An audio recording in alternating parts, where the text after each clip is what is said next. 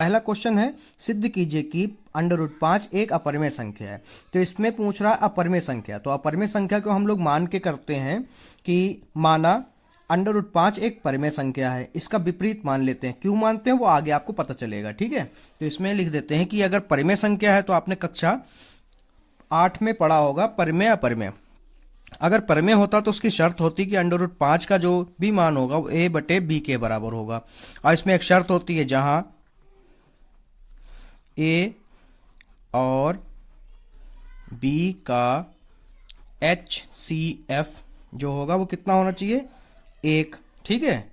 व बी का जो मान हो वो 0 नहीं आना चाहिए, ठीक है। ये शर्त जरूर आप लिख दीजिएगा बच्चों, ठीक है। इसके बाद में हम लोग बी की जो है कंक्षी गुणा करा देते तो आ जाएगा हमारा √5, बी बटे में उधर जाएगा, गुणे में हो जाएगा और ए इधर बचेगा। आप क्या करते हैं, दोनों पक्षों का वर्ग कर देते हैं, ठीक है बच्चों। यहां तक ध्यान रखिए, दोनों पक्षों का वर्ग करना पड़ेगा आपको। तो यहां पर क्यों करेंगे वो भी बता देते हैं। दोनों पक्षों का वर्ग करने पर, ठीक है बच्चों, वर्ग कर लेते हैं। √5 बी का स्क्वायर बराबर a²। अब वर्ग करने से हमारा हुआ क्या कि अंडर रूट हट गया, अब बी के ऊपर स्क्वायर चढ़ गया, ये हो गया, ठीक है। तो यहां पर जब ऐसी परिस्थिति आ जाए तो इसको मान लो समीकरण नंबर 1, ठीक है। और ये बोर्ड के हिसाब से आपका इंपॉर्टेंट सवाल है, मोस्ट इंपॉर्टेंट, ठीक है बच्चों। तो ध्यान से देखिए। उसके बाद में हम यहाँ पे लिखे अतः 5 जो है वो किसको विभाजित कर रहा है, a² को विभाजित करता है, ठीक है। तो यहां पर इसलिए जो 5 है वो a को भी विभाजित करेगा,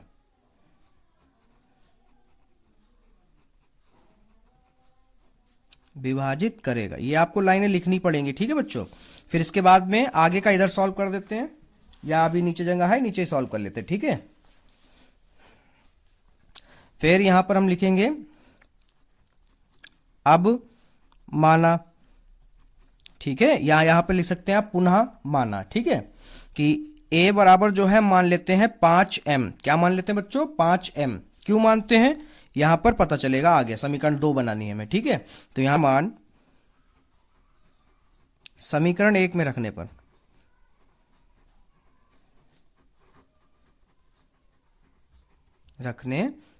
ठीक है। जो a का मान आपने माना वो किस में रखेंगे जाके, समीकरण 1 में। चलिए रखते हैं, क्या समीकरण है हमारी, a² बराबर 5b का स्क्वायर, ठीक है। समीकरण में रख दिया। इसके बाद में a का मान रखते हैं हम, यहाँ पर a का मान क्या है हमारा 5m। तो यहाँ पे रखते हैं 5m, क्योंकि इसका स्क्वायर है तो यहाँ पे भी स्क्वायर कर लेते हैं। यहाँ पे है 5b², ठीक है। उसके नेक्स्ट लाइन हमारी रहेगी, अगली लाइन 5 का स्क्वायर ओपन करेंगे तो 25 हो जाएगा और m का हो जाएगा स्क्वायर बराबर 5b²। अब जो है 25m², जो 5 जो है आपका गुणे में है तो इधर आएगा बटे में हो जाएगा। इधर क्या बचा, b², ठीक है। 5 कम 5 पचम 25। आगे क्या बचा यहाँ पे बचा हमारा 5m² बराबर b², ठीक है। यहाँ पर क्या है, इसके आगे हमारा लिख दिया जाएगा अतः, सेम लाइन जो यहाँ पर बनी इसको मान लीजिए समीकरण नंबर 2, ठीक है। समीकरण नंबर 2 जब लिखते हैं तो यहाँ पे लिखेंगे अतः 5 जो है वो b² को विभाजित कर रहा है, जैसे उधर समीकरण 1 में हुआ था बिल्कुल सेम यहाँ पर भी हो रहा है। 5 जो है वो किसको विभाजित कर रहा है, b² को, ठीक है। 5 b² को विभाजित करता है, ये आपको हिंदी जरूर लिखनी पड़ेगी बच्चों, करता है इस प्रकार या इसलिए 5 जो है वो खाली b को भी विभाजित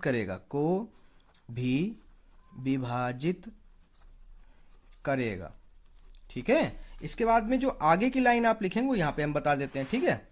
इसके आगे की लाइन लिखेंगे समीकरण 1 व समीकरण 2 से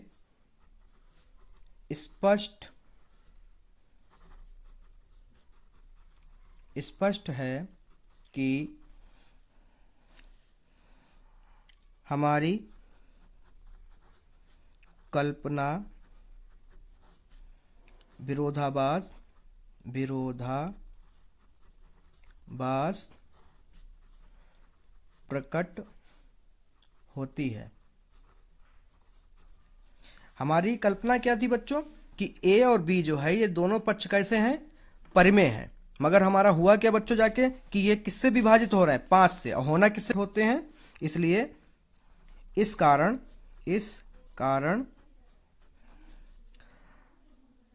√5 एक अपरिमेय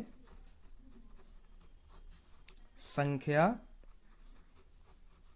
है। ठीक है बच्चों, ऐसे इस तरह का सवाल लगा और हमने आपको बता दें कि ये पेपर के हिसाब से आपका मोस्ट इंपॉर्टेंट क्वेश्चन है। ठीक है।